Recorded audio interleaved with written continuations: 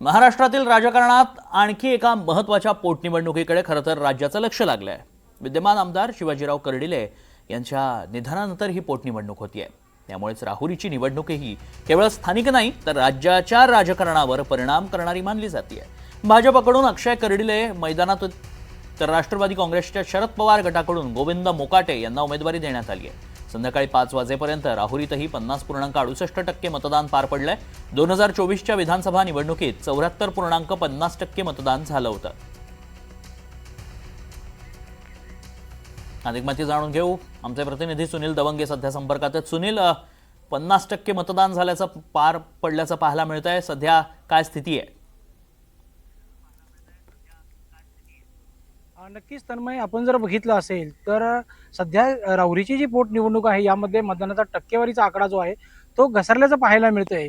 त्याचे प्रामुख्याने 2 ते 3 कारणं आहेत की या ठिकाणी जी लढत होती ती अतिशय चुरस वाटली नाही। कारण की ज्या नेहमी जर बघितलं तर तनपुरे घराण्यातून उमेदवार राहुरीमध्ये उमेदवारी करत असतो, मात्र यावेळेस प्राजक्त तनपुरे राष्ट्रवादी शरद पवार पक्षाकडनं ते एकनिष्ठ मानले जातात। मात्र त्यांनी ऐनवेळी माघारी घेतल्यामुळं या ठिकाणी गोविंद मोकाटे यांना राष्ट्रवादी शरद पवार पक्षानं उमेदवारी दिली, तर दुसरीकडे भाजपकडनं अक्षय कर्डिले यांना या ठिकाणी निवडणुकीच्या प्रांगणात उतरवण्यात आलेलं आहे, मैदानात उतरवण्यात आलं।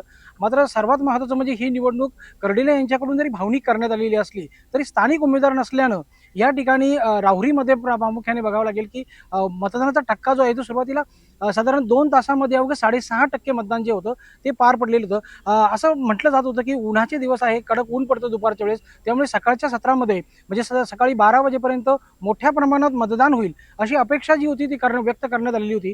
मात्र 2 तासात अवघं 6.5% मतदान झालेलं होतं। त्यानंतर साधारण 12 वाजता 18% मतदानाच्या आसपास हा आकडा पोहोचलेला होता। मात्र सकाळच्या सत्रात जे मतदान होणं अपेक्षित होतं ते या ठिकाणी झालेलं नाहीये। ही निवडणूक जी होती ती चुरस वाटली नाही, कारण की तनपुरे विरुद्ध कर्डिले ही निवडणूक जर बघितली तर 70% पर्यंत हे मतदान जे होतं ते 2024 किंवा 2019च्या दरम्यान जर बघितलं तर 70%चा आकडा जो होता टक्केवारीचा हा नक्कीच तर राहुरी विधानसभा पोटनिवडणुकीत मतदानाचा टक्का काहीसा कमी झाला असला तरी सगळ्यांचं लक्ष या पोटनिवडणुकीकडे लागलंय। धन्यवाद सुनील, आपण दिलेल्या सगळ्या सविस्तर माहितीसाठी।